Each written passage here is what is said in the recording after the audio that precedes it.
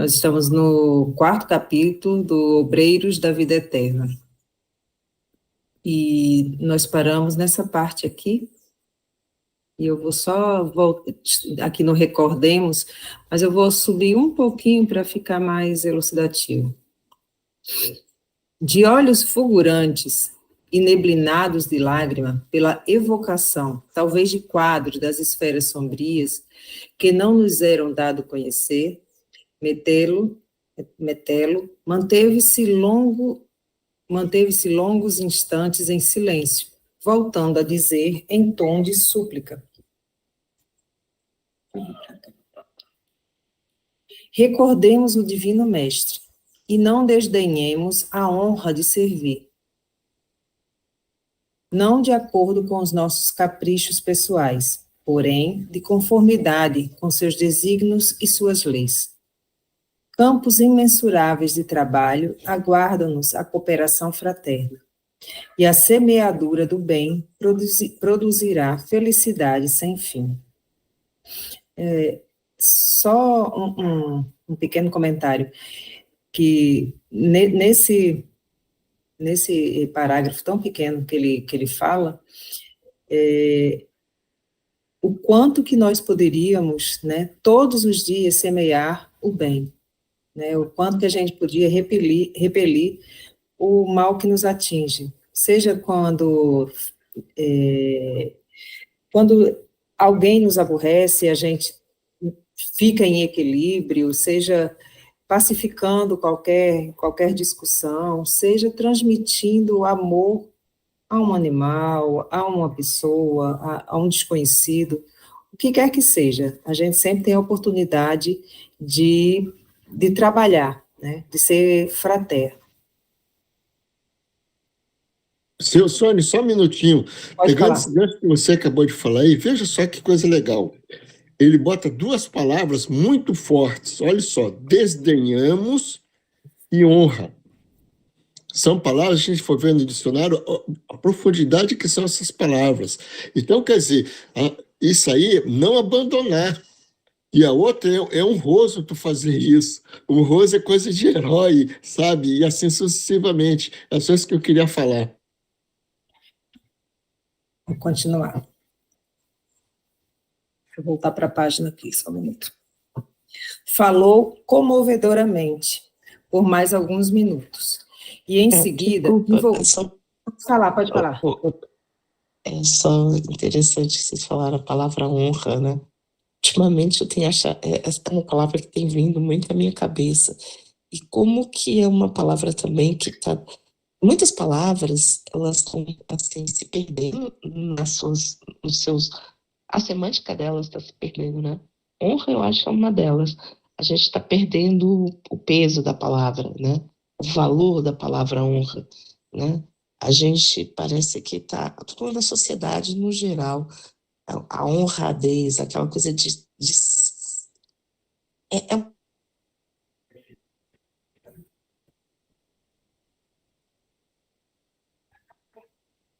Diva, pelo menos eu não estou conseguindo te ouvir.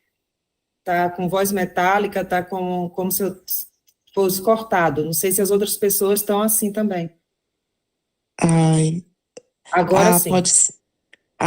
Não, eu falando da palavra honra, que a palavra parece que está perdendo o peso, alguma coisa que, nesse momento, essa coisa de honradez, está ficando tão frágil, né?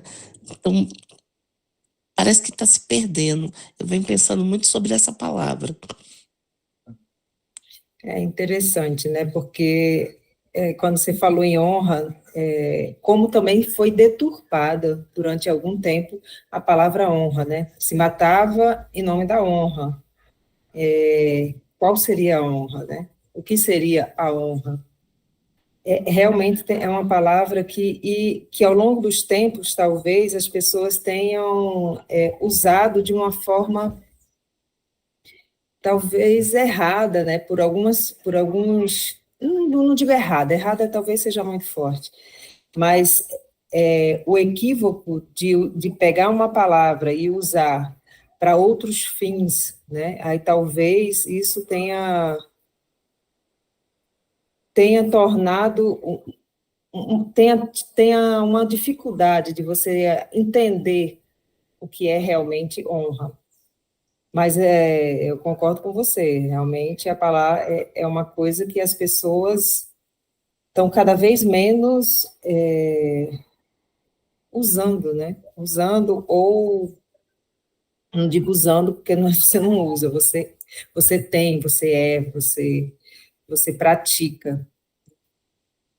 Pode falar, Jair. Veja só, como é que eu vejo? Nós aqui, nosso grupo, já estamos em outro nível. Veja só o que ele fala aqui. Honra de servir. Honra de servir. Isso que você acabou de falar aí, Sani, no Evangelho segundo o Espiritismo, tem o SUS, tem um, como é que é o nome? O duelo em nome da honra. Quer dizer, isso estava dentro do livro dos Espíritos, do livro do Espírito, não, o Evangelho segundo o Espiritismo. Então, quer dizer, era uma coisa tão enraizada, porque não existia essa honra de servir, honra de se anular em benefício do seu próximo. Isso são uns grupos seletos muito pequenos como o nosso. Não é que nós somos diferenciados, não é isso, não. É uma forma de ver o mundo diferente, que em virtude do nosso passado. Mas a grande maioria, eu vejo assim como você acabou de falar. 90% dessa massa vê honra como sentido de vingança, sangue nos olhos, entende? É só isso.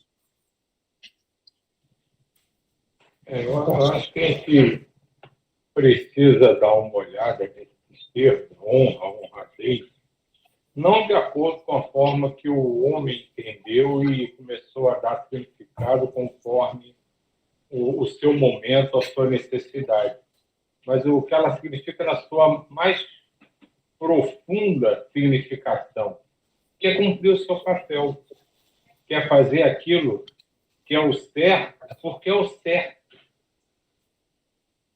E é simplesmente isso. Só que não só a honra, a honradez, como tantos significados de outras palavras foram sendo modificados, porque a humanidade foi dando seu significado dentro do seu entendimento, dentro do seu momento. Por isso que vai mudando. E por isso, no momento que a gente está meio destrambelhado, nesse sentido, ela toma proporções e significados tão sem sentido até. Porque é isso, que a gente se prende ao significado que o homem dá a ela, não ao profundo significado que ela tem em si, na sua origem.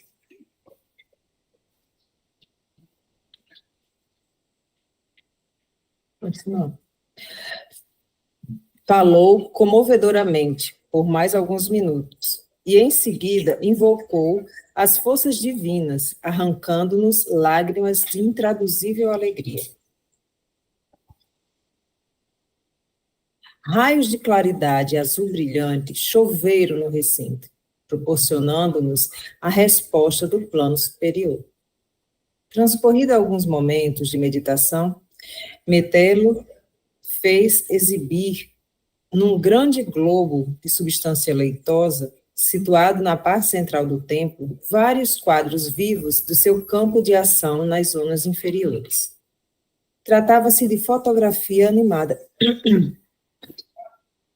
com a apresentação de todos os sons e minúcias anatômicas inerentes às cenas observadas por ele, em seu mistério de bondade cristã.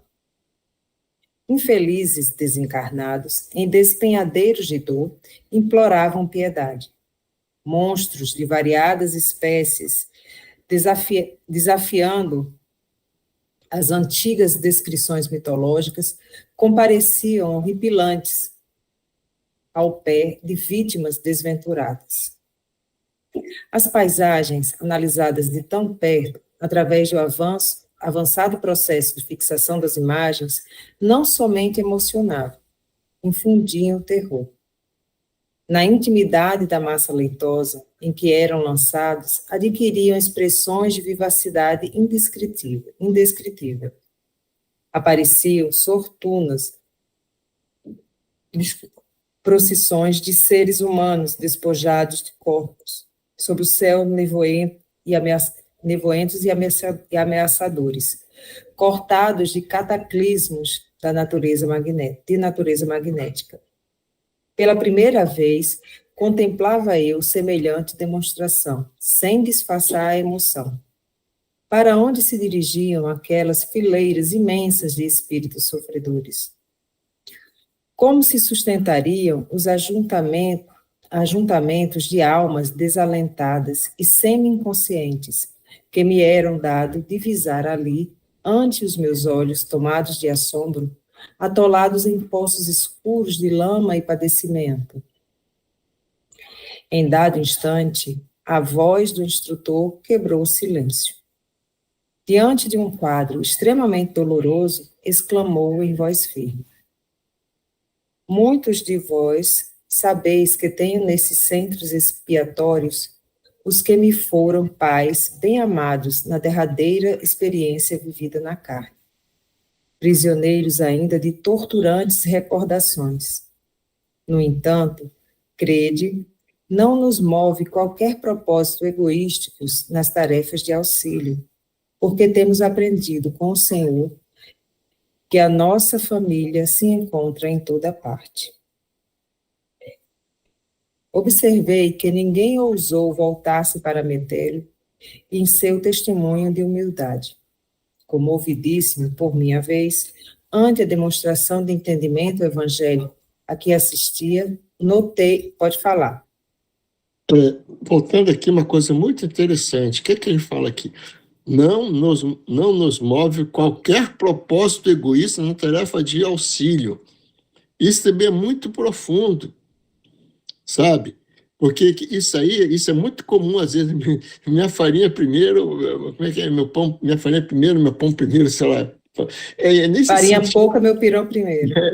Farinha pouca, meu pirão primeiro. O que acontece? As pessoas fazem tudo pela família e negligenciam a família. O outro ser do lado não vê que é uma família universal. Isso também é outro sintoma que a gente tem que vencer dentro dessa barreira, dentro de nós mesmos. Só isso. É verdade. Aqui, comovidíssimo, por minha vez, ante a demonstração de entendimento evangélico a que assistia, notei o olhar expressivo que o assistente Jerônimo me endereçou, ao término do noticiário animado e sonoro, e procurei alijar de mim mesmo a preocupação de algo saber acerca do drama particular. Do drama particular do orientador, anulando meus inferiores impulsos de mera curiosidade. Fim dos trabalhos, que ocuparam pouco mais de 2 horas, inclusive a palestra instrutiva, vários grupos eram apresentados ao instrutor, por um dos dirigentes do templo. Tive a impressão de que a Assembleia, em sua feição quase integral, era constituída de legítimos interessados nos trabalhos espontâneos de ajuda ao próximo.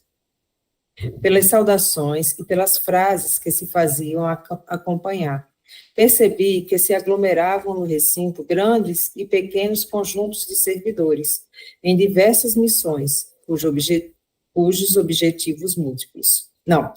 Com objetivos múltiplos. Consagravam-se alguns ao amparo de criminosos desencarnados, outros ao socorro de mães aflitas, polidas inesperadamente pela renovação da morte, outros ainda interessavam-se pelos ateus, pelas consciências encarnadas no remorso, pelos enfermos na carne, pelos agonizantes na crosta, pelos dementes sem corpo físico, pelas crianças em dificuldades no plano invisível dos homens, pelas almas desanimadas e tristes, pelos desequilíbrios de todos os matizes, pelos missionários perdidos ou desviados, pelas entidades jungidas às vísceras cadavéricas, pelos trabalhadores da natureza, necessitando de inspiração e carinho. Para todo... Pode falar. Esse assunto aí, nós já ventilamos. Olha só o que ele fala, cada um vai de acordo com sua forte vibração.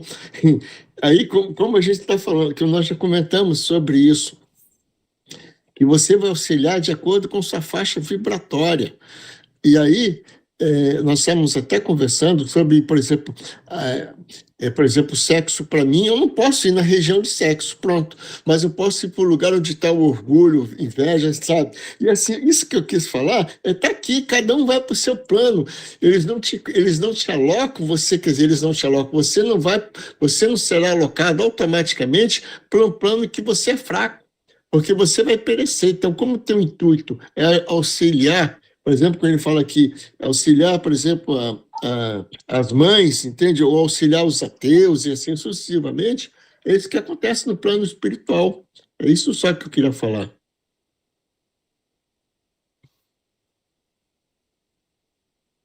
Para todos, possuía o mentor uma sentença... Peraí, deixa eu ver, era aqui mesmo que eu estava... Para todos, possuía o mentor uma sentença generosa de estímulo e admiração. Chegada a nossa vez, Jerônimo nos apresentou gentilmente. Metelo, temos aqui 3 companheiros que me seguirão agora em missão de socorro. Muito bem, exclamou o interpelado. Que o divino Senhor os inspire. Abraçou-nos com simplicidade e perguntou, partem com obrigação especializada? Sim, esclareceu nosso orientador. Devemos atender, nos próximos 30 dias, a 5 dedicados colaboradores... 5 dedicados colaboradores nossos, prestes a desencarnar na crosta. Trabalharam fiéis à causa do bem, e as nossas autoridades encarregaram-nos de atender-lhes aos casos pessoais. Prevejo muito êxito, comentou Albano Metelo, fixando em nós o olhar sereno. Revelando espontânea alegria pelas palavras ouvidas, Jerônimo acrescentou delicado. Confio na dedicação dos meus companheiros. Seguem comigo um ex-padre católico, uma enfermeira e um médico. Seremos 4 servos em ação ativa.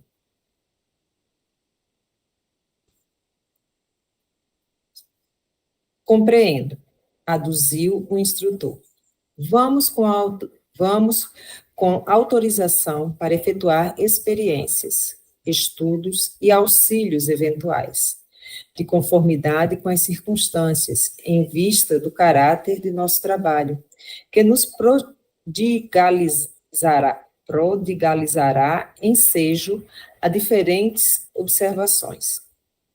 Enviou-nos Metelo reconfortante sorriso, de otimismo e confiança. Cumprimentou-nos individualmente e, depois de abraçar o nosso diretor, com intimidade, exclamou, que o mestre os ilumine e conduza. Eram as palavras de despedida. Outro grupo socorrista aproximou-se dele e retiramo-nos do Templo da Paz, repletos de pensamento salutar, de servir aos semelhantes em nome de Deus. Lá fora, a noite de maravilhas, espera aí, que eu estou lendo errado. Lá fora, a noite de maravilhas era bem uma festa silenciosa, em que o aroma das flores convidava para o banquete celeste da luz. Capítulo 2. No Santuário da Bênção.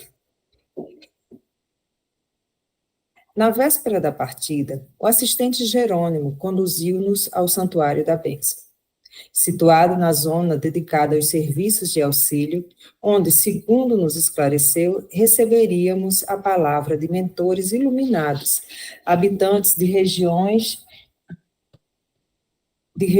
mais puras e mais felizes que a nossa. O orientador não desejava partir sem uma oração no santuário, o que fazia habitualmente, antes de entregar-se aos trabalhos de assistência sob sua direta responsabilidade. À tardinha,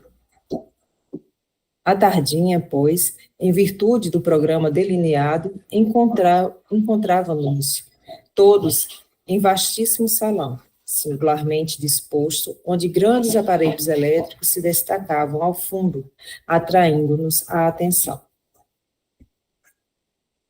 Pessoal, só um instantinho.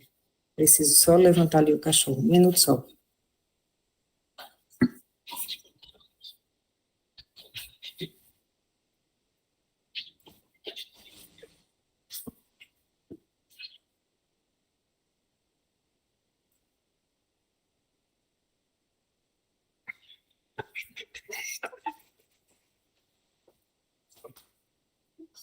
Voltei, porque o cachorro hoje está impossível.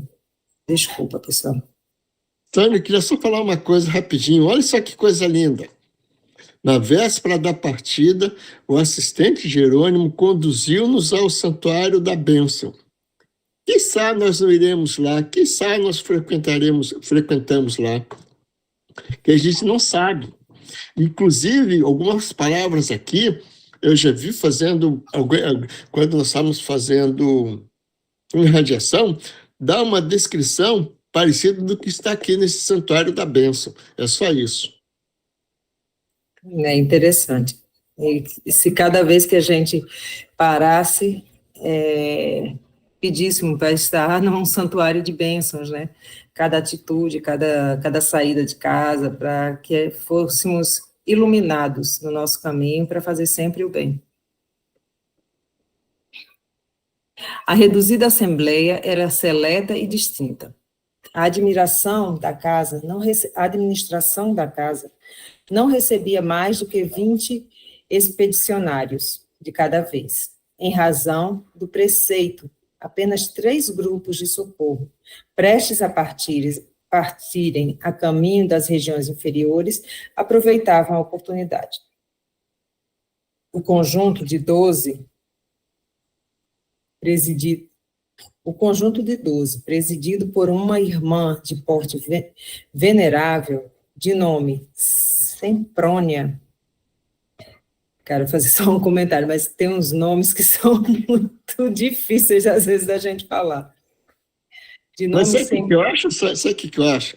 É porque a gente pensa que é tudo do Brasil, não é. Around the world, 24 hours, a gente do mundo todo, espírito do mundo todo. Então tem gente do Himalaia, dos cantões da China, da Indonésia, seja lá de onde que for, entendeu? Então, o cara tem outro nome, bota esse nome aí, que esse nome mais portuguesado. É isso. Eu vejo assim, entendeu? Deve ser assim, o Jair. Que consagraria ao amparo dos asilos de crianças desprotegidas. O grupo, chefiado por Nicanor, um assistente muito culto e digno, que se dedicaria por algum tempo à colaboração na tarefa de assistência aos loucos de antigos hospícios. E nós outros, os companheiros encarregados de auxiliar alguns amigos em processo de desencarnação, perfazia o total de 20 entidades. O instrutor Cornélio, diretor da instituição, atendido por um assessor, palestrava conosco, demonstrando-nos simplicidade e fidalguia, magnanimidade e entendimento. Logo de início, em nossa administração, explicávamos, procuramos estabelecer o aproveitamento máximo do tempo com o mínimo de oportunidades. Interessante isso, né? Estabelecer aproveitamento máximo do tempo com o mínimo de oportunidades. Para concretizar a providência, desde muito, não recebemos indiscriminadamente os grupos socorristas. Reunimos-nos os conjuntos de serviços de acordo com as situações a que se destinam.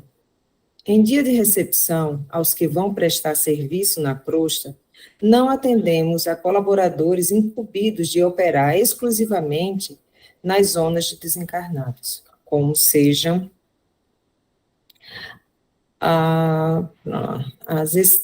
as estações purgatoriais e as que se classificam como francamente tenebrosas. Há que ordenar as palavras e selecioná-las, criando campo favorável ao nosso propósito de serviço. A conversação cria o ambiente e coopera, em definitivo, para o êxito ou para a negação. Além disso, como esta casa é consagrada ao auxílio sublime dos nossos governantes que habitam planos mais altos, não seria justo distrair a atenção, e sim consolidar bases espirituais com todas as energias ao nosso alcance, em que possam aqueles governantes lançar os recursos que buscamos. Compreendendo a extensão das tarefas por fazer e o respeito que devemos àqueles que nos ajudam, somos de parecer que precisamos sanar os velhos desequilíbrios das intromissões verbais desnecessárias e muitas vezes perturbadoras e dissolventes. Enquanto lhe ouvíamos, as ponderações, encantados, imprimiu ligeiro intervalo às sentenças esclarecedoras e continuou. Pode falar. Veja só, antes deles partirem, ele já chama atenção, vamos falar assim. Há que ordenar as palavras e selecioná-las. Mesmo lá, eles são passivos e falham. Mesmo esse grupo que falou que o grupo é isso, é aquilo, aquilo, outro. Mas, olha, há que selecionar as palavras, ordenar as palavras e selecioná-las. Você não pode falar qualquer coisa no ambiente que nós estamos. É justamente nisso, como ele falou aqui no parágrafo anterior. Vai para os ateus, para o grupo dos ateus, para o grupo das mães, para não sei mais o quê. É justamente isso. Só isso que eu queria falar. Não, é interessante isso, como eles colocam, porque para cada ambiente onde vai ser executado um tipo de trabalho, existe uma forma, né, de elevar ainda mais o objetivo, né, e é interessante isso que eles colocam. Pode falar. Agora, pegando esse mesmo gancho que você acabou de falar, e até nas profissões é assim, temos médicos, se ele for usar termos médicos mesmo para os pacientes, eles não vão entender nada. Então, você tem que falar o linguajar, assim, são diversas profissões que tem que falar, quando for falar para uma pessoa, não falar na profissão dela, né? É só isso. Então, quer dizer, até nisso também no nosso plano existe. Aliás, o profeta enunciou, há muitos séculos, a palavra dita a seu tempo é maçã de ouro em cesto de prata. Se estamos, portanto, verdadeiramente interessados na elevação, constitui-nos inalienável dever o conhecimento exato do valor tempo. Deu a hora, desculpe. Agora que eu estou vendo. Eu não tinha visto. Obrigada, Jair. Deixa eu só terminar esse parágrafozinho. E depois a gente volta no mesmo lugar. Vou até marcar aqui embaixo. O valor exato do tempo, estimando-lhe preciosidade e definindo cada coisa e situação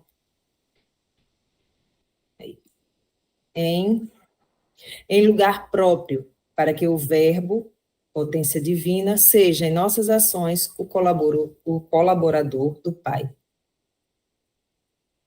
Isso aqui é importantíssimo. Pensemos mais a respeito. O que a gente tem de mais valor hoje é o nosso tempo. É o tempo que a gente se dedica a determinadas coisas, é o tempo que a gente dedica a si mesmo, é o tempo que a gente dedica ao outro, e as pessoas ficam correndo, e o tempo é rápido. Quando você menos espera, você tinha 1 ano, agora você já tem 50. Então, assim, saber aproveitar o tempo é uma das coisas mais divinas, né, que existe. Vamos lá.